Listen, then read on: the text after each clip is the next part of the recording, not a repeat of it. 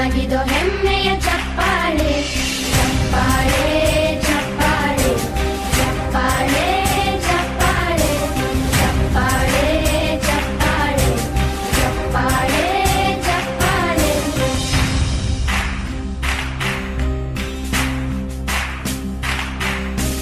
ಕನ್ನಂಬಾಡಿಯ ಕಟ್ಟಿಸಿದ ಭಾರತ ರತ್ನಕ್ಕೆ ಚಪ್ಪಾಳೆ. ಕನ್ನಡ ಡಿಂಡಿಮ ಬಾರಿಸಿದ ಕವಿಗಳೇ ನಿಮಗಿದು ಚಪ್ಪಾಳೆ. ದೇಶವ ಕಾಯುವ ಯೋಧರಿಗೆ ನಮ್ಮೆದೆಯಾಳ